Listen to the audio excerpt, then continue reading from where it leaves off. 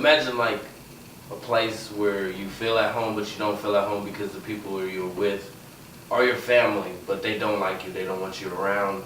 They don't accept you because you're not like them. You're not the typical Banks. For a while, I felt like I didn't belong anywhere. That I couldn't find a place where I would fit in this world. And when I met the Stairs, and even before that, when I went to Peace, I started feeling that way. And when I met the Stairs, they actually like accepted me. From the first day, it was a little shaky at first. I think only the first day was shaky, and then the second day, I felt like, yeah, these people are cool. I can live with them, and I can be with them, and then like they would accept me for who I was, and that they would like require for me, or like want me to do better things instead of just wanting me to be in the same situation that I was in throughout my life, that my father was in, that my mother was in, that my brothers are in currently. They inspire me to do great things. I always tell them every day, like I've got to see two sides of life. The successful side of life where you break free from what society might say that you are supposed to be, that I call it generational curses that society might have on you, and you can turn that into something great. Because I've seen both sides of life. Like I've seen my mom struggles every day to do the bare minimum, and then the Stairs do incredible things through the community and through their life, through their children, and through me now. Even when they teach me everything, they've taught me so many things, just how to be a better person, how to stop lying so much, because I felt like in my own family there was so much lying. That was one of the big struggles that we had at first when I first moved into the Stairs. It was lying and not being a man of my word. And I'm really like, I've been learning from Pops, so you know him as Daniel Stair. I've learned like how to be a man of my word, how to be a real man. And from Mom, I am Diane Stair. That's so weird for me to call him that, but Mom teaches me like the woman I might want to be with, like the good woman that I want to be with one day when I find someone who treats me right, who treats her husband right, who like is independent but like has so much character, has so much strength in what she does and in her relationship with Pops. I've changed ultimately. I always say, like, I used to have bad anger problems. I got suspended so much in middle school, high school, and I never knew how to like control that anger. I never had an outlet to control that anger, or everything I did was bottled inside, because if I shared like an emotion of any kind of weakness, it was me being a little childish boy, or being a punk, or being other things. And so I just closed it in, and sometimes I would black out, because I would let my anger fuel me and nothing else. At first, like I didn't want to talk to them about my emotions. I didn't want to say anything about it.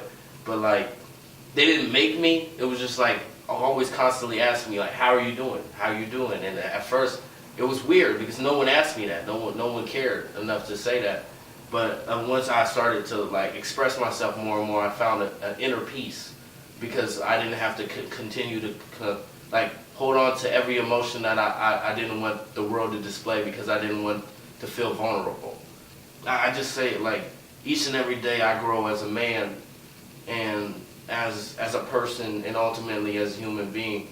I just think I thank them every single day for changing my situation. I see people who are the same age bracket as me, or in my generation, who are doing terrible things.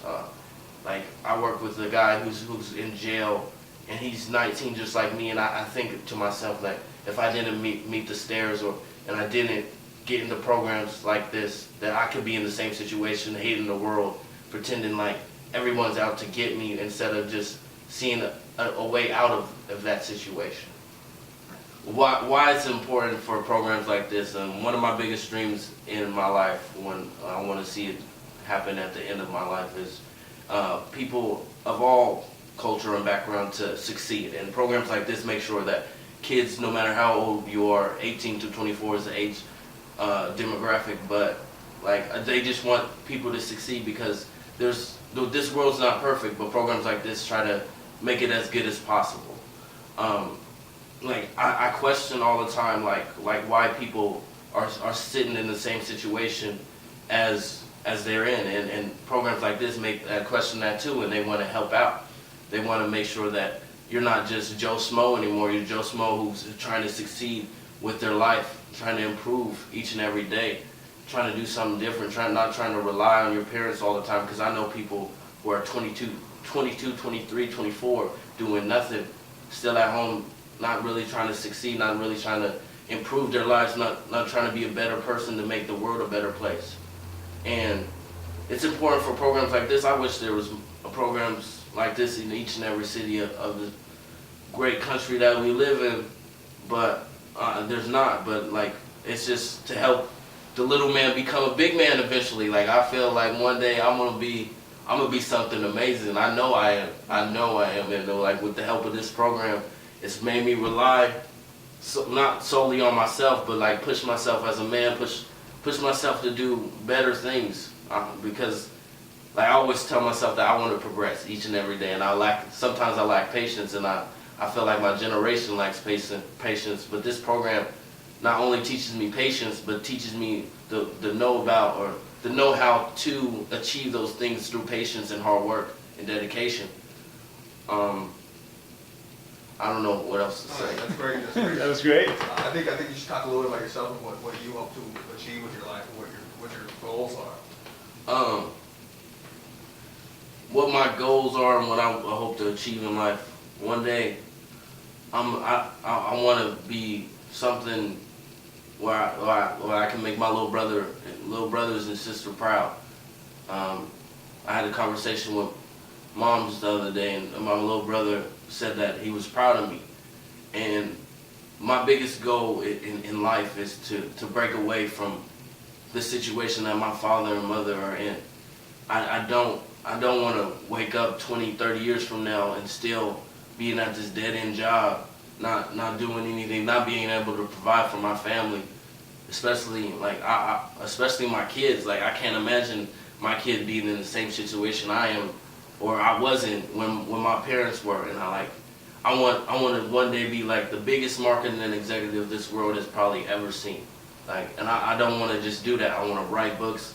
I want to just share my life experience for I can show like people who are black, especially black young adults who think like there's either jail or rapping or hooping or selling something on the block. It's like nobody, like one of my favorite rappers says, all your role models either rapping or they hoop. And that's so true. Like, if you ask any of the children of black children of the city, even who are their role models, they'll say LeBron James, Michael Jordan. But I want to be Juwan Banks, someone who doesn't even play basketball or doesn't write raps or do anything in entertainment, but he still succeeded. He can still show you the way. And like, ultimately, I don't want no selfish glory or nothing. I want to make an impact that changes the effect on everybody. Ultimately, how everybody thinks about what they do and how little somebody might think they matter only a little bit to the world, but when in actuality, if you want to be the change, I know this quote, if be the change you want to see in the world, and if everyone lived that, because I try to live that every day, if everyone lived that, then everybody would see a change for the dramatic effect, and I just want to change the world.